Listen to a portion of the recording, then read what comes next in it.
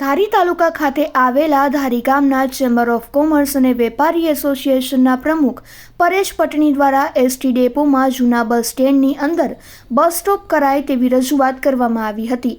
ધારી ST depot manager દાદુ સાહેબની મુલાકાત લેવામાં આવી હતી। આ મુલાકાત બાબતે દાદુ સાહેબ દ્વારા જણાવવામાં આવ્યું હતું કે એસટી ડેપોના તમામ સ્ટાફના કર્મચારીઓને આ બાબતની જાણ કરવામાં આવી છે। તમામ એસટી બસ હવે પછી જૂના બસ સ્ટેન્ડની અંદર આવશે તેવું તેમના દ્વારા જણાવવામાં આવ્યું હતું। ધારી સિટીની અમને રજૂઆત મળેલ છે। આપના માધ્યમથી અમે જણાવવા માગીએ છીએ કે જે રજૂઆત મળી એના અનુસંધાનમાં હું ડેપો મેનેજર MM દાદુ ડેપોના લાગતા વળગતા તમામ કર્મચારીઓને આ બાબતની સૂચના આપવામાં આવેલી છે કે ફરજિયાતપણે જૂના ડેપોએ જવું, સ્ટોપ કરવું અને બસ સ્ટેન્ડની અંદર જવું। આ બાબતની હવે પછી સમસ્યા થશે નહીં, કોઈ પ્રશ્ન ઉપસ્થિત થશે નહીં।